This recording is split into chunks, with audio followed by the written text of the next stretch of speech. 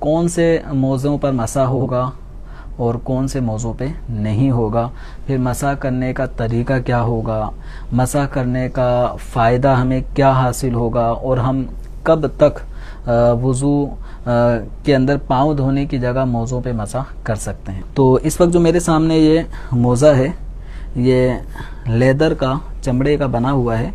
आमतौर पे इस तरह के मोज़े आपको मार्केट में मिल जाएंगे कि ये मोज़ा ऐसा है कि जिसको आप पहन सकते हैं। पहनने के बाद जैसे इसकी ज़िप सिस्टम है, तो ज़िप आप लगा देंगे तो अब ये बिल्कुल फिक्स हो जाएगा। जिस तरह शूज़ आप पहनते हैं इस तरह ये शूज़ की शेप में आ जाता है। और ये ऐसा है कि इसको बाआसानी आप इसको पहने पहने भी सफ़र कर सकते हैं, चल फिर सकते हैं। यानी ये जूते का काम भी आपका, चप्पल का काम भी आपका ये देता है। जो इस वक्त मेरे हाथ में मोज़ा, ये मोज़ा ऐसा है कि जो मोज़े पर मसा करने के जो शराइत हैं उनके मुताबिक ये बिल्कुल दुरुस्त है, तो इस पर मसा किया जा सकता है। और एक जो आमतौर पे सॉक्स होते हैं, ये नॉर्मल सर्दी या गर्मी में भी लोग पहनते हैं, ठीक है। और सर्दियों में बिलखुसूस इसको भी पहना जा रहा होता है, शूज़ में बिल्कुल इसको इस्तेमाल किया जाता है।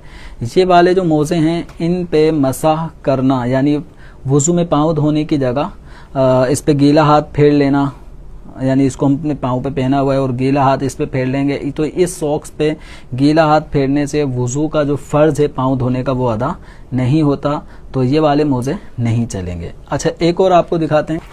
तो ये वाला जो मोज़ा है, ये चूँकि इसको आप पहनेंगे तो पहनने के बाद ये टखने से नीचे ही रहता है, तो इसलिए ऐसा मोज़ा काफ़ी नहीं है।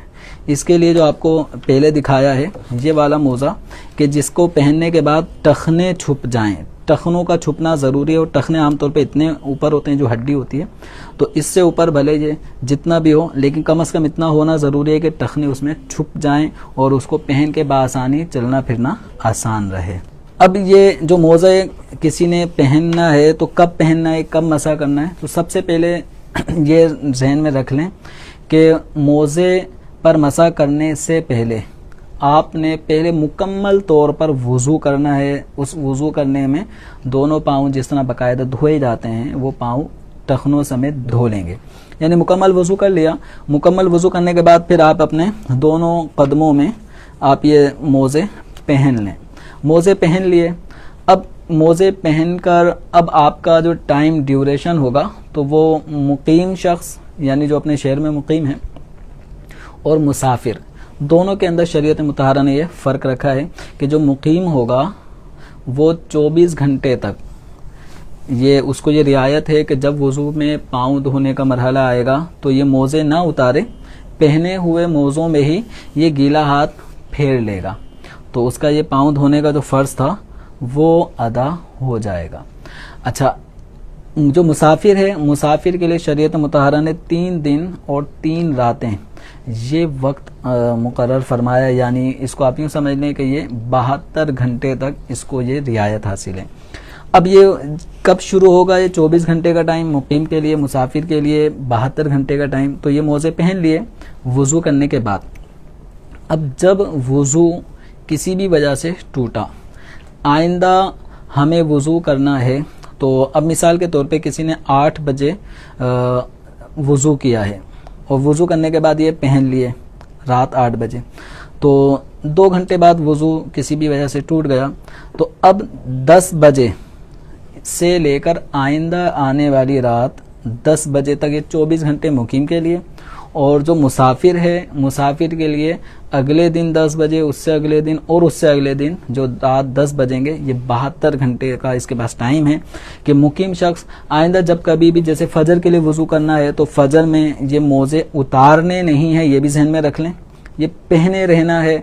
अब आइंदा अगर फजर के अंदर इसने वुज़ू करना है तो वुज़ू करते वक्त पाँव धोने की जगह ये मसाह करेगा। अब ये जैसे मिसाल के तौर पे दोनों पाँवों को अब मसाह करना है, तो इसका तरीक़ाकार ये होगा कि जब हमने चेहरा धो लिया, दोनों हाथ कोहनियों समेत धो लिए, सर का मसा कर लिया, पाँव धोने का मरहला है और ये मोज़े पहने हुए हैं, तो अपने दोनों हाथों को गीला कर लिया। गीला करने के बाद सीधा जो पाँव में मोज़ा पहना हुआ है तो ये तर उंगलियों जो पाँव का ऊपरी हिस्सा होता है यहाँ की तरफ से रखते हुए हम पिंडली तक इन उंगलियों को खींचते हुए ले आएंगे। आप देखेंगे कि यहाँ पे फिर लकीरें पड़ी हुई होंगी। इसी तरह जब उल्टे पाँव का मोजे पे मसा करना है तो उल्टे हाथ को आपने गीला कर लिया और इस हाथ को यूं फेरते हुए आएंगे तो ये उंगलियों में जो तरी है वो आपको नजर आएगी कि यूं इस तरह ये तरी बाकायदा मोजे पे नजर आई। अब इसमें पूरे मोजे पे यूं हाथ फेरना ये ज़रूरी नहीं है, सिर्फ ऊपरी हिस्से पर ही गीली उंगलियों को फेरना है। इस तरह से हमारा ये मसा हो जाएगा। तो अब किसी ने मोजे पहन लिए और उसके बाद इसको गर्मी लग रही है, गर्मी लगने के बाद इसने मोजा उतार दिया, एक भी मोजा इसने उतार दिया तो अब दोबारा ये पहन के मसा नहीं कर सकता। अब इसके लिए ज़रूरी होगा कि जब वज़ू टूट गया है तो अब दोबारा से वज़ू करे, दोनों पाँवों को धोए, फिर मोज़ा बावज़ू हालत में पहनेगा। अब पहनने के बाद जब कभी वज़ू टूटा उस वक्त से मुकीम के लिए आइंदा 24 घंटे तक, मुसाफिर के लिए आइंदा 72 घंटे तक शरीयत ने ये रियायत रखी है कि ये मोज़े ना उतारे, पाँव ना धोए, पाँव धोने के बजाय ये मोज़ों पर मसाह करे बताए हुए तरीके के मुताबिक। अगर किसी ने जैसे 24 घंटे पूरे हो चुके तो अब ये जो मसाह का जो अमल था पाँव धोने की जगह मसाह करने का, ये एक्सपायर हो गया।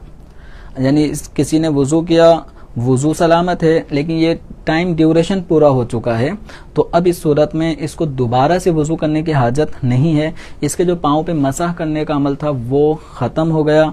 अब इसको हुक्म ये होगा कि ये अपने मोज़े उतार ले, पाँवों को धो ले। दोबारा वज़ू ज़रूरी नहीं है क्योंकि वज़ू टूटा नहीं है, मसाह का वक्त ख़त्म हो गया है।